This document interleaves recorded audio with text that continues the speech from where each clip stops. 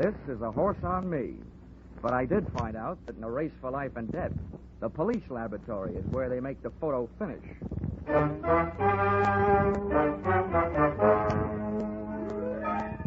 This is another in the adventures of America's fabulous freelance insurance investigator, Johnny Dollar. At insurance investigation, Johnny Dollar is only an expert. At making out his expense account, he is an absolute genius.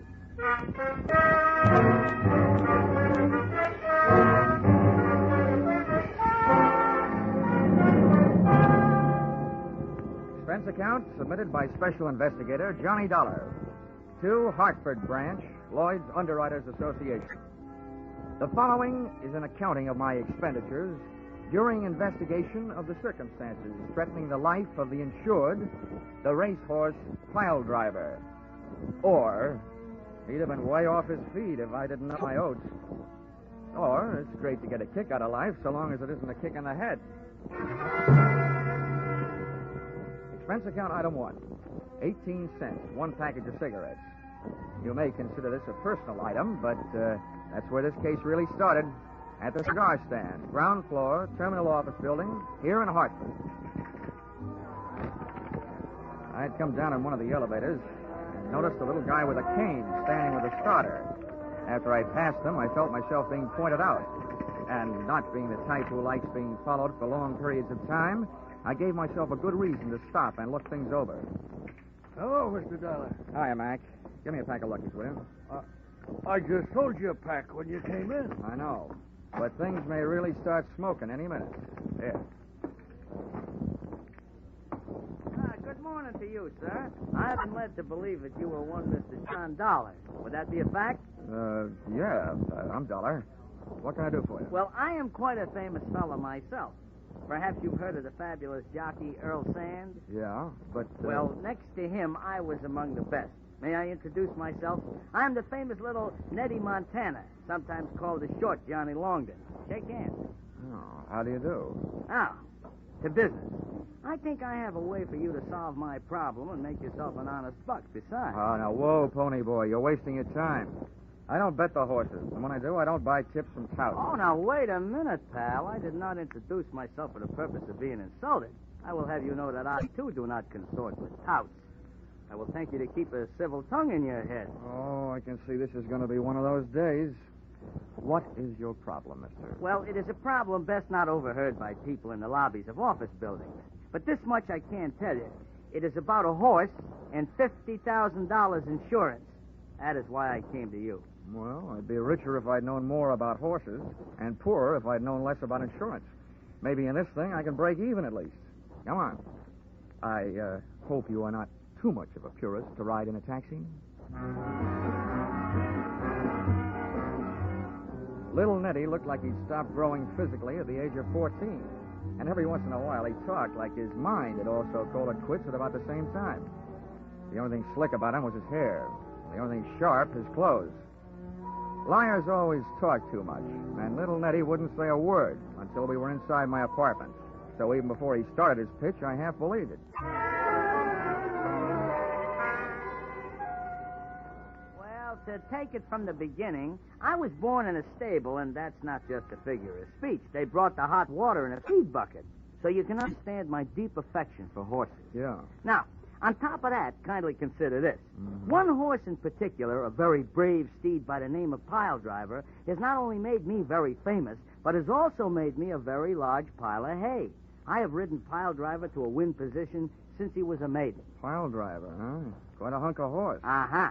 You remember. Yeah. Then you might also remember that he was on his way to becoming one of the big money winners of all time, until I had to go and fall off a livery stable horse while teaching a girl how to ride in Central Park.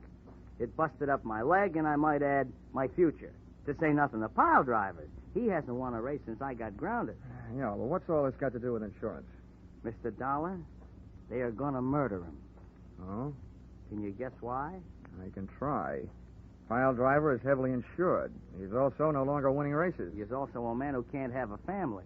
No good for studs. So if Pile Driver should trip and break a leg, the owner would be entitled to shoot him, and he'd still collect the insurance. I know, it's been done. You have hit the horseshoe nail on the head. Mr. Dollar, I have a considerable bundle of money stashed away, and I am willing to devote a considerable lump of it to the purpose of saving Piledriver. Now, maybe you wouldn't understand such a thing, but I happen to love that horse. I understand it, Nettie. Where is he? Well, he is currently stabled at a track named Hiawatha. Oh, by the shores of Gitche Gumee? No, by the shores of Lake Michigan. This is located slightly north of a place called Chicago. 5 telephone calls and a few hundred questions later, I learned that Piledriver was insured by your company. Got the assignment and was on my way. So, expense account item 2, airfare, Hartford to Chicago, $57.72. Little Nettie insisted on coming along, and he kept the hum of the plane from being humdrum as follows. Well, Johnny, the gentleman who owns Piledriver is an old Kentucky mint julep sponge named Colonel Faraday Bushnell. Mm-hmm. Now, this character has a very black heart hiding beneath a head of white hair. I see. I trusted him until I heard him say what he was going to do. From then on, I have been seriously tempted to wrap these hands around his neck and squeeze. All I can say is he had better not hurt Piledriver.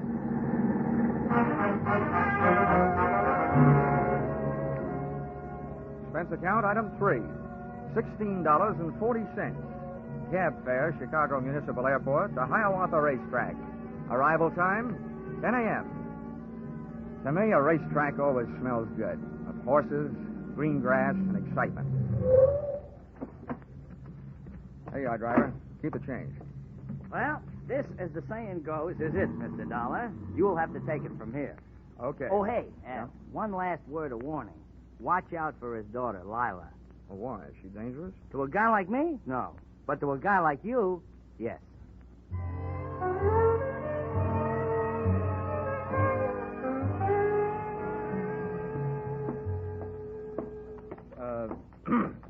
Pardon me, miss.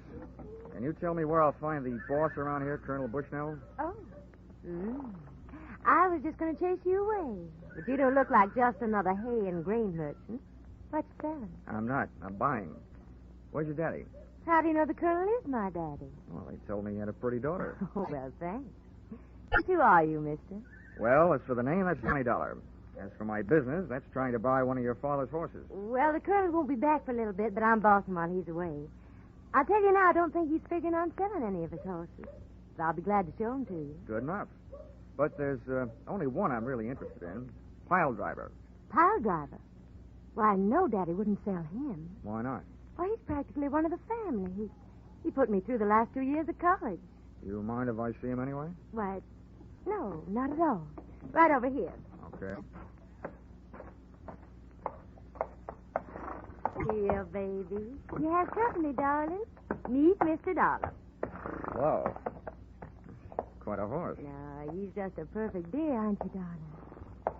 Mr. Dollar, why do you want to buy Piledriver? Oh, he's a great horse. Got a great record. Have you been following him lately? Yeah. Oh, I know he hasn't been winning. That ought to make his price cheap and the odds long when he gets back running. I just happen to think I can make a winner out of him again. But his spirit's all gone. How do you think you're going to do that? Well, if I told you, his price might go right back up. Johnny, darling, I can't help it, darling. Hey, Kiss wait a me. minute. Let go. Wait a minute. Please, darling, please. Well, that was great fun. But what was it for? Johnny, you shouldn't have, right out here in the open. Huh? Oh, Leo. Yeah. What's going on? Now, wait, Leo, honey. This guy ain't your brother. He'll wish he was. Besides, that's no way to kiss brothers. You, get out of here. Look, Buster, if you aren't this girl's father, you'd better start doing some wishing. Oh, you think so, huh? This is the roughest game of post office I ever got mixed up in. Like that, please. Johnny, what are you doing to him? Hammerheads like this, hammerlocks. Let him get tough now, and I'll bust his arm. Gentlemen, what's going on here? You spectators there, run along now about your business. Leo, I must say I am surprised at you. Fighting in front of a lady. Daddy. Get him off of me. Here, young man, I demand that you dismount Mr. Colby. Well, sooner or later, I guess I'll have to. Now, listen, Leo. Are you paying close attention? Yeah. After I let you up, if you make one move except away from here, I'll give you a pair of fat ears, okay? Oh, look at the suit. I'm going to have to start start wearing knee pads. Come on, Leo, honey. Let's get away from here. I hope you're not blaming me for what happened. I don't know. was Hold just it, standing here. Now, see here. I demand an explanation. So do I. I came here to get to the horse business, and I end up in a fight racket. Who is that guy? That gentleman, sir, is Leo Corbett, a brother horse owner. And I might do the favor of warning you that Mr. Corbett is a hard enough man in business dealings. But when it comes to my daughter, he's downright violent. Your daughter was downright impulsive. Maybe so. But Leo is hardly the type to stand by while some other fellow kisses his girl. And I saw that happen with my own eyes. Well, don't let it worry you, Colonel. I didn't come here to collect lipstick samples. There's one thing I can be glad about in my encounter with Mr. Leo Corbett. What is that? That he isn't James J. Come on, Colonel. Let's start business.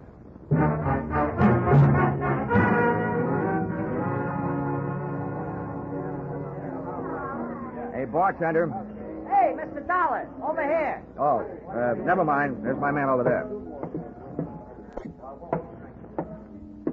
How are you, Ninny? Oh, I'm fine. Hey, but you, where did you catch that mouse under your eye? Oh, I'm sharp as a trap, I am. You were so right about Miss Bushnell.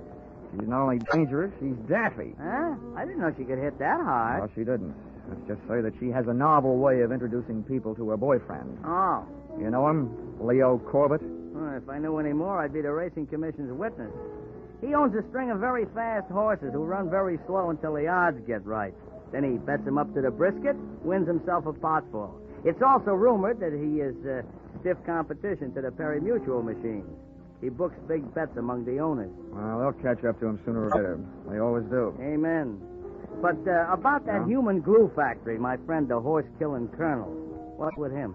Well, I offered him $60,000 for pile driver. Huh? That's $10,000 more than he'd get if he knocked him off and collected the insurance. Yeah, where are you going to lay your mitts on 60 G's? I haven't got that kind of dough. We don't need that kind of dough, little Nettie. You see, I told Bushnell that I was sending to California for my private vet, and that he'd be here in 3 days. And that once he pronounced the horse sound, I'd give him the money. Yeah, but that only means that pile driver is safe for another 3 days. And then what? In those 3 days, it's up to me to prove intent. And if it's there, I'll prove it. And have the policy canceled. Once that's done, he'll probably be willing to peddle the horse for $10,000. That I can handle. But in the meantime, I'm not taking any chances, see? I'm keeping pile driver under my own personal eye. I wish you wouldn't, Nettie. We don't want the colonel getting suspicious. I can't help it, Mr. Dollar. I just can't help it. Okay, Nettie, but don't blow it. Be careful.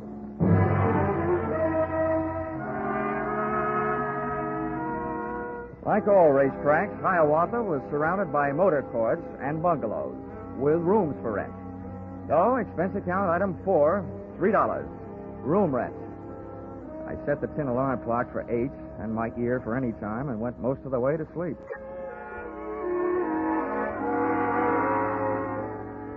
First things being first, I dreamed a girl.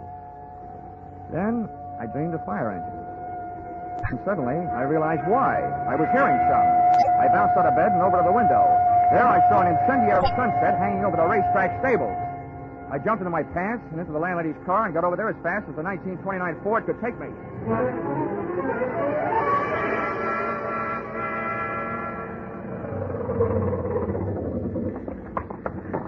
Hey, you.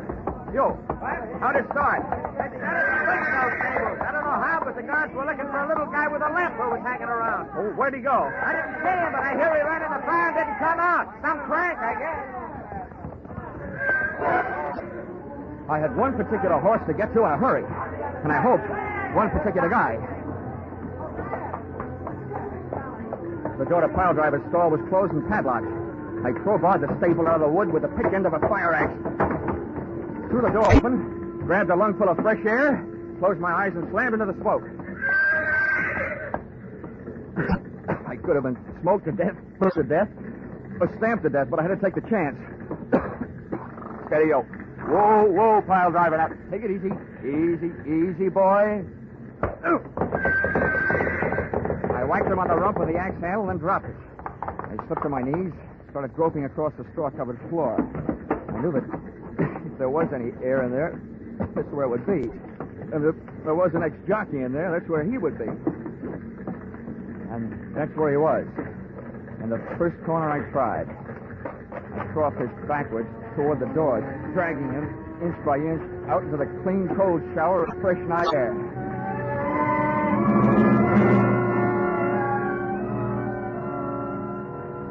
But I could have saved myself the trip. Little Nettie Montana was dead. He'd had a horseshoe hung on his forehead, but not for luck. And all I could think of at the moment was, a jockey's best friend is not always his horse.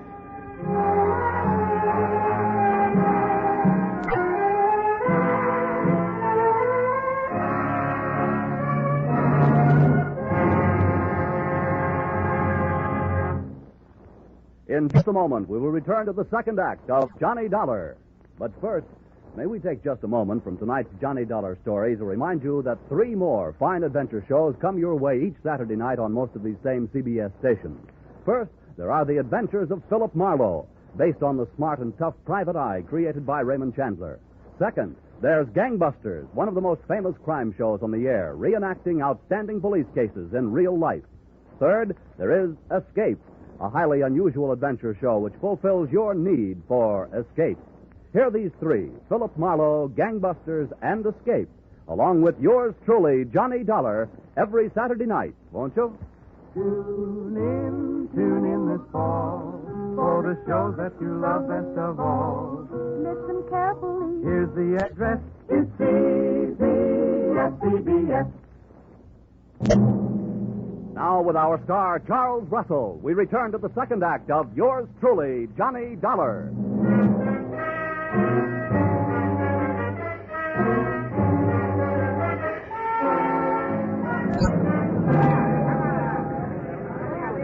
Tough luck. Nice try, little Nettie. Mr. Dollar, this is horrible. Why, it's little Nettie. It sure is. What's left of little Nettie? You don't... Yeah, I mean, he's dead. You know, when I was a kid, I knew about a story with a horse and a woman in it. Helen of Troy. I should have remembered that before I tangled with you. Why don't you get lost? Why, whatever's the matter with you? Look, Miss Bushnell, 2 minutes after I met you, you bagged me into a fist fight with your boyfriend with a phony kiss. I don't know how much you had to do with putting little Nettie where he is, but I intend to find out. Why, you're insane. Any fool, even you, Mr. Dollar, can plainly see that this boy's been kicked in the head by a horse. Lila, child, what are you doing here? Why, I saw What? Who's that on the ground? What? It's little Nettie. Don't tell me he's dead. What would you be if you got kicked in the head by a horse, Colonel? Why, the poor boy. I held this lad in deep affection until just a few months back. He was my best jockey. What on earth was he doing around here at this time of night? From all I can see, little Nettie swapped his life for pile drivers. As swell as he was, it's a pretty big price to pay. Although I guess you wouldn't think so, would you? What? What's that? I demand an explanation of precisely what you mean, sir. I mean that to some people, a dead horse is more valuable than a live one. Too bad you can't go count your money. I gotta take my friend to the morgue. An hour later, little Nettie was resting better than I was. I'd made my report to the police and was back pacing the floor of my rented room. There wasn't a long walk.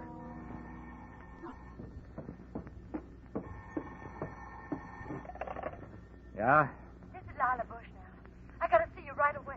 Why don't you start another fire? That'll draw me. I didn't have anything to do with that fire, but I must talk to you right away. Where can I meet you? Have you got a car? Yes, I'll come any place. Now, pick me up here in 20 minutes. Come alone, and we'll take a little drive to the country. I want it to be just the 3 of us. You and me and the dewdrops.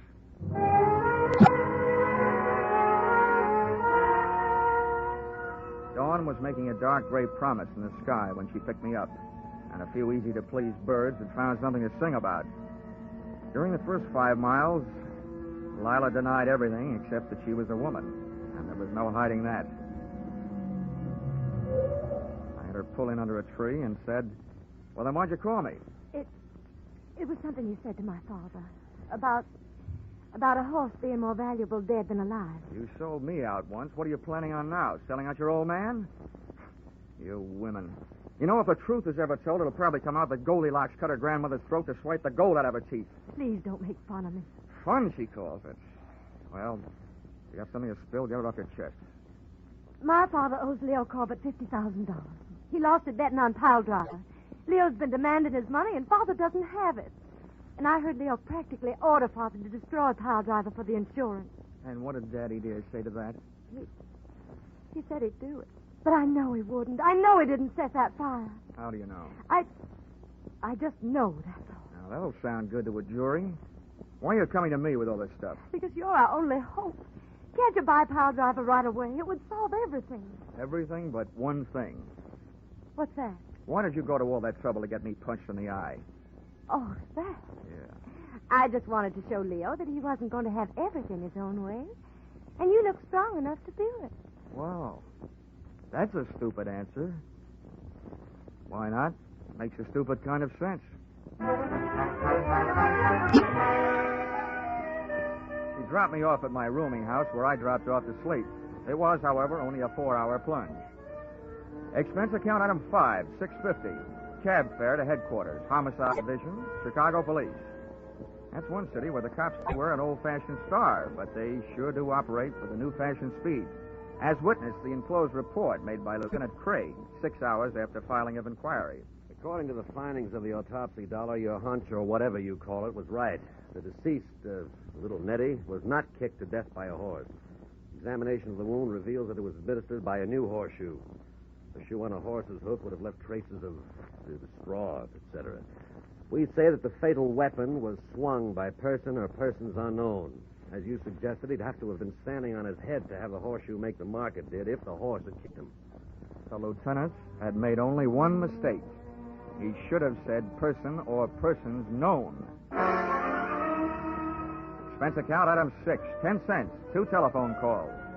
The idea I was working in, I'll give you for nothing. Expense account item 7, $6.50. Cab fare to Administration Building, Hiawatha Racetrack, where the afternoon's program was in progress, and where I got the wholehearted cooperation of the track officials and the use of a vacant office in which to hold the meeting I had set up. I sat myself in a swivel chair and waited.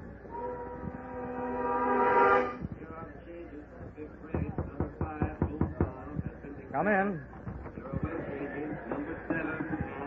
Mr. Dollar, I can't tell you how happy I am that our transaction is about to be consummated. If you have the money with you, sir, pile driver is yours. Now, wait a minute, Colonel. Let's not go consummating too quickly. But, my boy, you indicated over the telephone. I indicated over the phone just this. I said my offer was as good as it ever was. And to tell you the truth, it's not very good. No, see here. Who's that? Sit down, Colonel. Come in. Why, Leo, what are you doing up here? Anytime anybody shows up to hand over $60,000 to you for pile driver, I'm going to be here. That's exactly what this smart guy called me up to tell me he's about to do. Now, gentlemen, let's take it easy. Before I do anything, I want to make sure I'm not doing business with a murderer. Sir, I demand an explanation.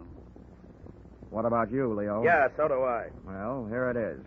The Chicago police know 2 things. 1, that last night's fire was set. And 2, that little Nettie was murdered. And that little Nettie got a couple of lungfuls of smoke before he got hit over the head with a horseshoe. That means that whoever hit him over the head sucked in some smoke, too. Well, I've never heard such a pack of nonsense in my life. What are you getting at, wise guy? Just what I told you.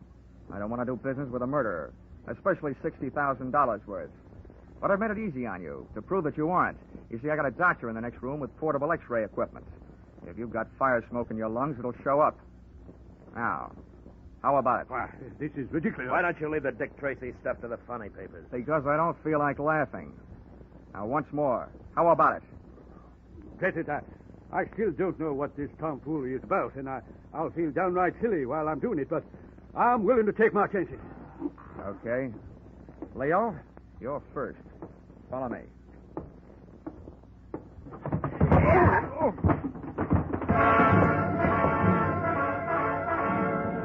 Turning your back on a murderer is no way to stay healthy, but very often it's a good way to get him to make his move.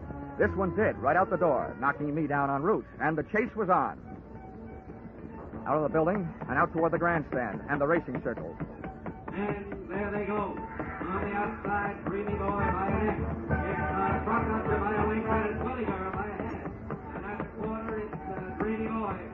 It may have been Dreamy Boy at the quarter, and on the track, well, it was my quarry by 50 lengths as he headed up an aisle into the grandstand.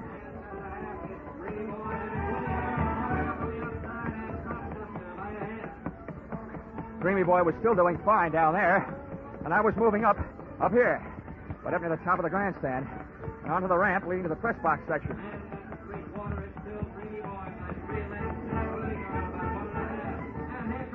flat, making his hold on the inside. Just as Dreamy Boy hit the three-quarter, we hit the grandstand roof. And then we went into the stretch. Hey, Corbett, it's hopeless. You can't get much farther. You're running out of roof. I slid behind a ventilator and showed myself to draw his shots. He was lousy. If he hadn't been, I'd be dictating this with an air-conditioned elbow. Okay, Corbett, you've had it. I've been counting your shots.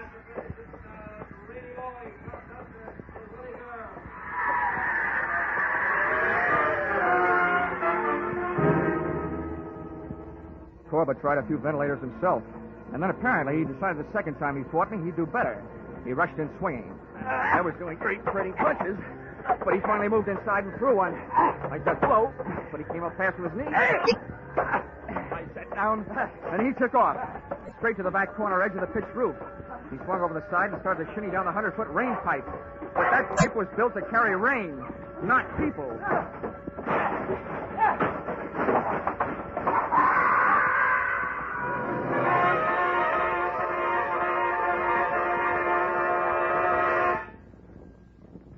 At the finish line of one tiny segment of the human race, it was gambler, arsonist, murderer, Leo Corbett, by a head.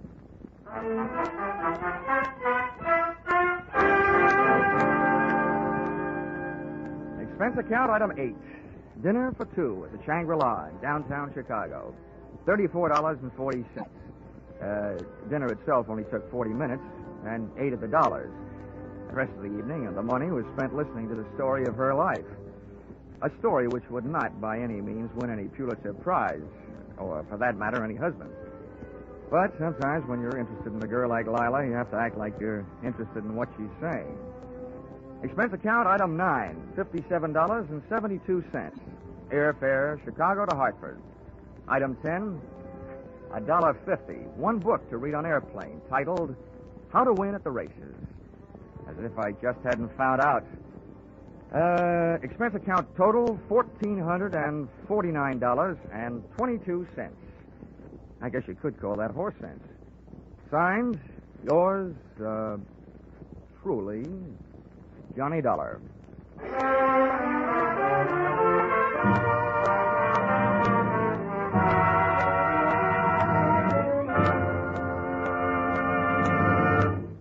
Yours truly, Johnny Dollar, is produced and directed by Gordon T. Hughes and stars Charles Russell. Script by Paul Dudley and Gil Dowd. Featured in the cast were Bill Conrad, Dora Singleton, Jerry Hausner, Herb Butterfield, and Hal March. The special music is written and conducted by Wilbur Hatch.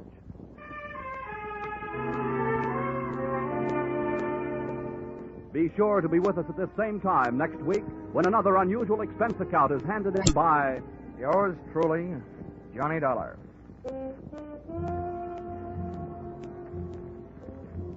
Those mystery adventure shows we mentioned earlier, the fun and music and fabulous jackpot of Sing It Again, and two outstanding music shows. They're on tap for you every Saturday on most of these same CBS stations. Gene Autry comes along with his sagebrush ballads, and Vaughn Monroe is due with his songs and his great orchestra. In fact, you're invited to stay tuned right now for the Vaughn Monroe Show, for it follows immediately over most of these stations. Paul Masterson speaking. This is CBS, the Columbia Broadcasting System.